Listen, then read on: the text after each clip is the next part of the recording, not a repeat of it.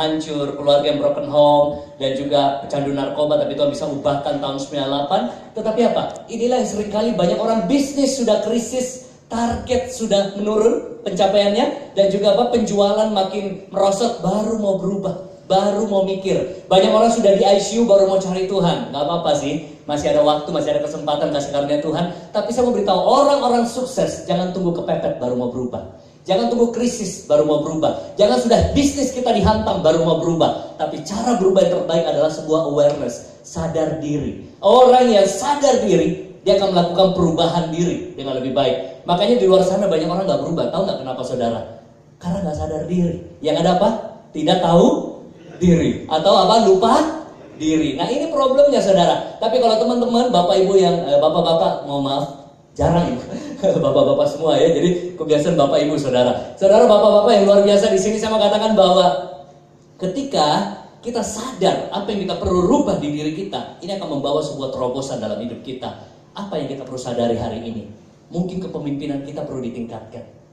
Mungkin cara berpikir kita perlu lebih optimis dan positif, lebih kreatif. Mungkin ada strategi baru dalam bisnis kita, sistemnya yang harus diperbaiki. Kita harus sadar. Sebelum semuanya terlambat, sebelum semuanya krisis, kita sudah sadar dulu. Makanya ada satu buku laris banget, satu rekan penulis tulis di Indonesia, dia tulis begini, The Power of Kepepet. Sudah kepepet baru keluar powernya. Ya memang sih banyak orang sudah kepepet. Bahkan mahasiswa sekarang ada istilah apa? SKS. Anda tahu apa? Sistem kebut semalam. Banyak orang bisnis juga sistem kebut semalam. Udah hampir deadline baru dikejar targetnya. Boleh. Tetapi apa? Lebih baik sebelum krisis kita sudah antisipasi. Amin. Ini pola pikir orang sukses, saudara. Makanya saya mau tanya, di bisnis Anda ada tantangan nggak? Ada masalah? Ada kesulitan? Kalau gitu tepuk tangan dulu buat Anda. Nah, kok tepuk tangan, Mbak? Karena di mana ada problem, di situ ada profit. Ya, Anda itu berbisnis untuk menjawab problem. Ya kan? Ada kebutuhan otomotif, Anda di bisnis otomotif. Ada kebutuhan garment, Anda di situ menjawab. Ada kebutuhan telekomunikasi, masalah telekomunikasi, Anda di situ menjawab problem. Makanya seorang pebisnis harus suka cari masalah. Nah, dalam arti gini, cari masalah, jawab kebutuhannya. Ya, rekan saya melihat ada masalah, setiap kali orang harus hitung duit, capek, dia bikin mesin hitung uang. Wah, laris. Ya kan? Ada orang lihat ke bank, ini kok ngantri lama sekali ya. Ke dokter ngantri lama sekali, ini masalah nih. Apa yang dia bikin? Alat antrian. Saudara, iya kan? Pebisnis itu selalu cari masalah, jawab masalah itu. Iya kan? Jadi sebenarnya di mana ada problem, kalau kita bisa bawa solusi, itu akan jadi profit yang besar buat bisnis kita. Amin? Jadi jangan pernah takut masalah. Ketika ada masalah, kita harus berpikir gini, bagaimana saya bisa bawa solusi atas masalah itu.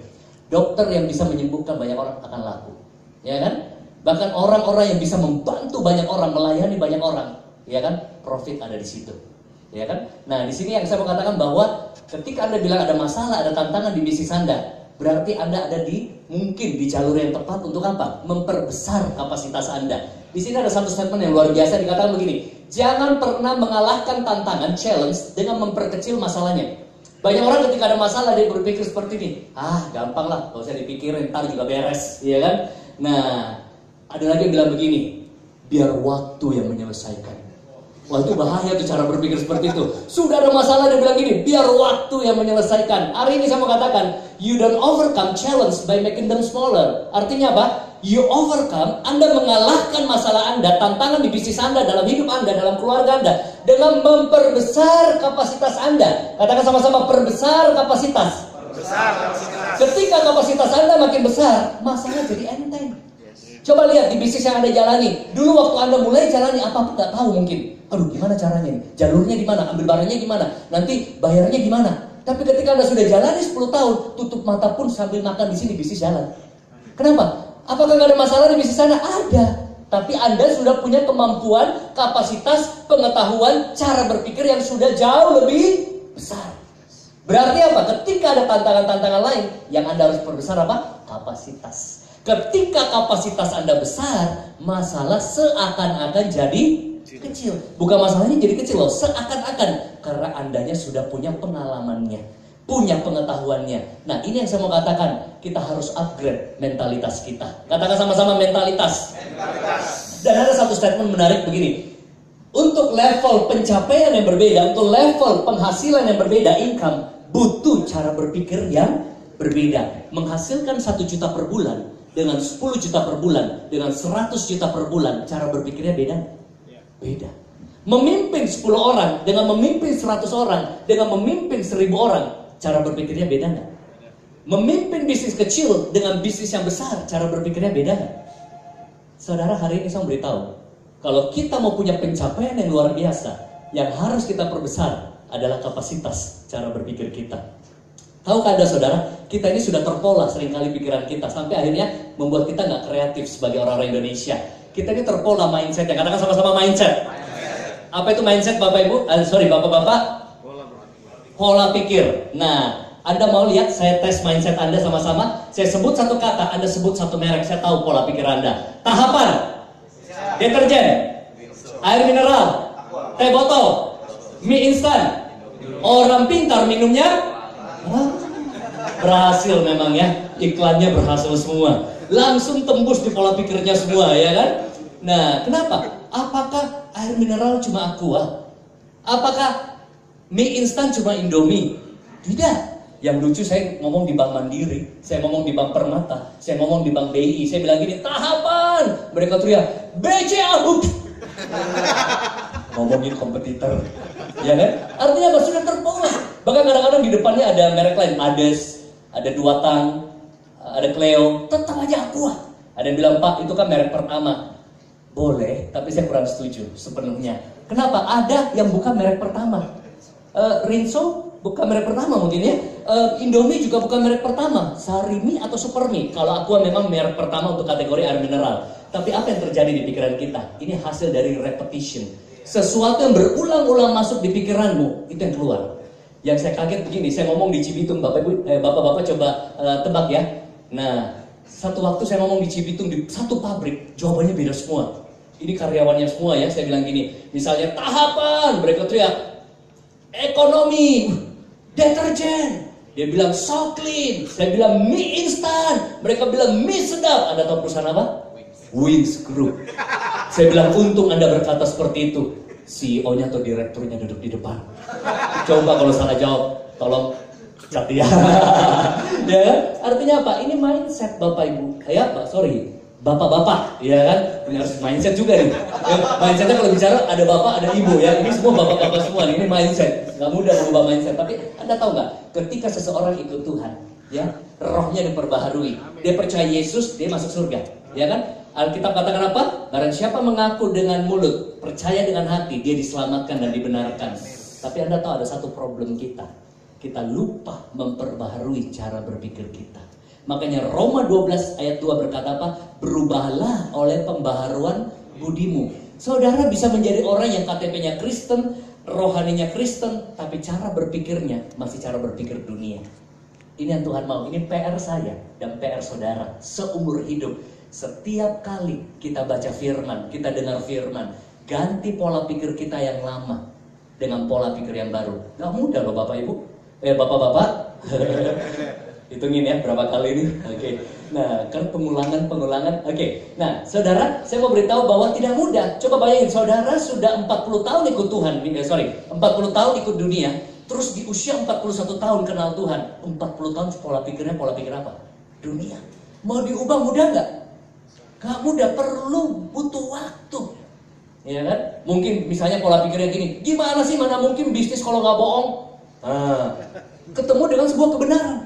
Oh, nggak bisa nih. Saya 40 tahun bisnis kalau nggak bohong, gimana bisa cuan? Ya kan? Tapi ketemu firman bilang apa? Lebih baik penghasilan sedikit disertai kebenaran daripada penghasilan banyak membawa kebinasaan. Ini bentrok loh cara berpikirnya.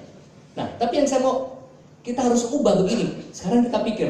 Kadang-kadang kalau Anda kebetulan yang mungkin berpikir kalau kita bisnis nggak bohong, susah cuan. Sekarang saya mau tanya Anda. Kalau Anda cari kontraktor, Anda cari pembohong atau yang jujur? Kalau Anda cari partner yang jujur atau pembohong? Kalau Anda cari pegawai, staff, Anda cari yang jujur atau pembohong?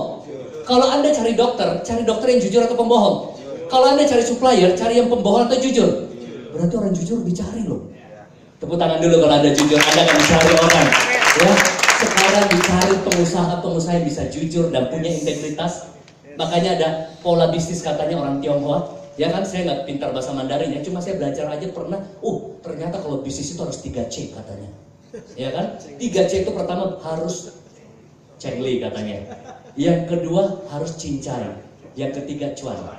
Nah, cengli, cincai, cuan. Tapi ada 3C yang juga harus dihindari. Cok katanya, cok, jangan hutang nggak bayar. Habis itu jangan cia orang, habis itu caw.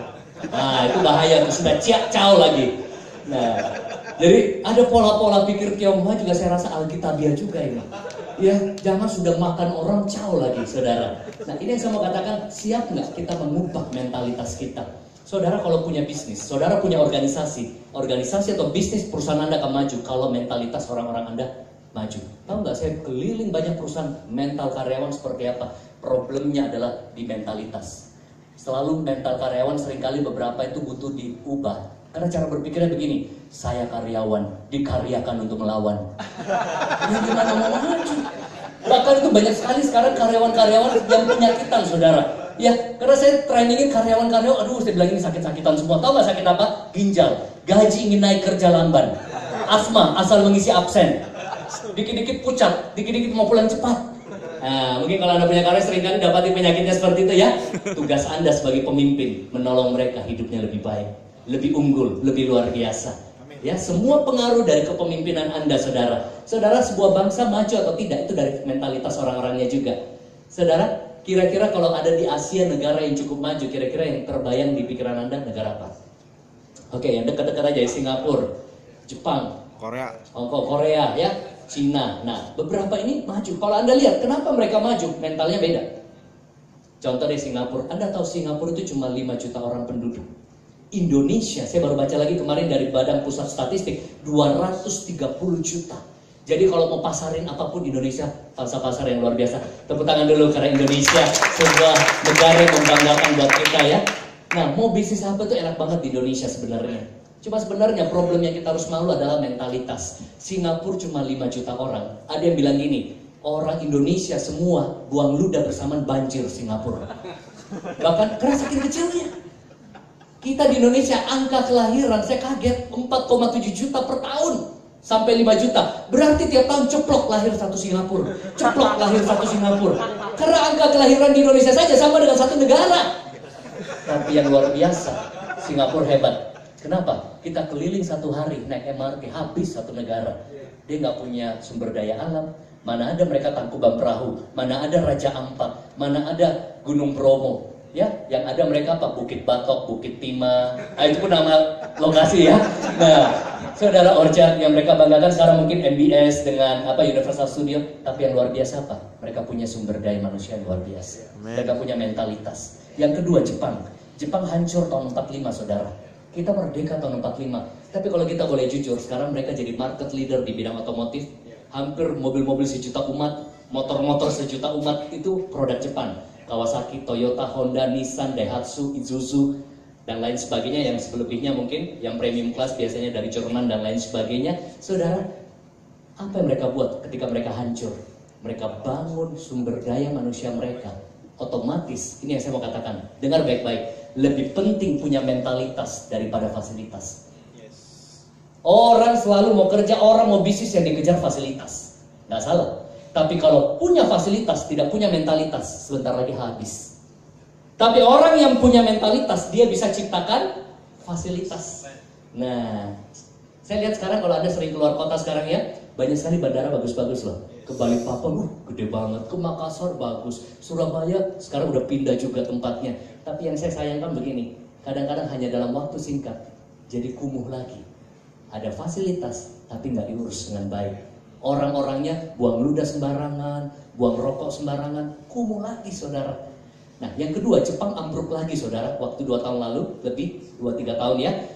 Gempa, tsunami. Apa yang terjadi, saudara? Mereka luar biasa. Mau lihat aslinya saya, mau lihat aslinya Anda, jangan lagi dalam pertemuan pagi seperti ini. Pasti semuanya baik-baik, shalom, puji Tuhan. Lihat lagi dalam tekanan, ya. Di Tanah Abang mungkin, karena saya dengar ada siapa yang bisnis Tanah Abang ya? Ya, beberapa mungkin lagi negosiasi alot gitu ya. Lagi ada yang kerjain saudara punya bisnis. Gimana respon Anda? Itu menentukan sebagai anak Tuhan. Jepang luar biasa loh. Waktu mereka ambruk, mereka diungsikan untuk ambil sembako. Mereka bisa antri rapi banget. Kita lihat sama-sama ya, saudara. Bilang dulu, wow. Ini bukan ular, saudara. Ini ngantri. Saya kadang-kadang pergi ke kondangan, mau di hotel berbintang di Jakarta, mau ngantri bebek packing aja, nggak nyampe-nyampe.